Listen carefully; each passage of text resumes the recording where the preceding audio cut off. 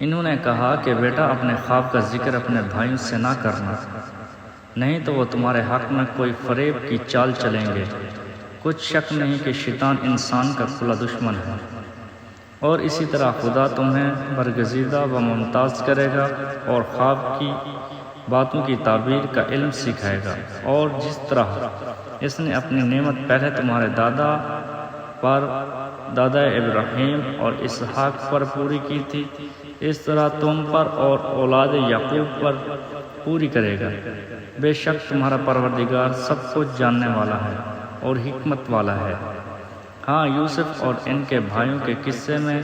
پوچھنے والوں کے لیے بہت سی نشانیاں ہیں۔ جب انہوں نے آپس میں تذکرہ کیا کہ یوسف اور اس کا بھائی ابا کو ہم سے زیادہ پیارے ہیں، حالانکہ ہم جماعت کی جماعت ہیں، کچھ شک نہیں کہ ابا صریح غلطی پر ہے، تو یوسف کو یا تو جان سے مار ڈالو یا کسی ملک میں پھینکو، پھر ابا کی توجہ صرف تمہاری طرف ہو جائے گی اور اس کے بعد تم اچھی حالت میں ہو جاؤ گے۔ ان میں سے ایک کہنے والے نے کہا کہ یوسف کو جان سے نہ مارو، کسی گہرے کنویں میں ڈال دو، کوئی راہگیر نکال کر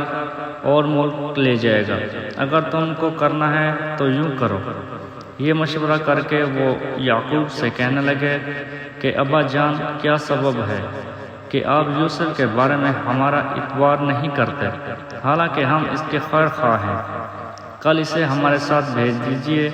کہ خوب میوے کھائے اور کھیلے کودے، ہم اس کے نگہبان ہیں۔ انہوں نے کہا کہ یہ امر مجھے غمناک کیے دیتا ہے کہ تم اسے لے جاؤ، یعنی وہ مجھ سے جدا ہو جائے، اور مجھے یہ خوف بھی ہے کہ تم کھیل میں اسے غافل ہو جاؤ اور اسے بھیڑیا کھا جائے۔ وہ کہنے لگے کہ اگر ہماری موجودگی میں کہ ہم ایک طاقتور جماعت ہیں اسے بھیڑیا کھا گیا تو ہم بڑے نقصان میں پڑ گئے۔ غرض جب وہ اس کو لے گئے اور بات پر اتفاق کر لیا کہ اس کو گہرے کنویں میں ڈال دیں، تو ہم نے یوسف کی طرف وحی بھیجی کہ ایک وقت ایسا آئے گا کہ تم ان کے اس سلوک سے آگاہ کرو گے اور ان کو اس وحی کی کچھ خبر نہ ہوگی۔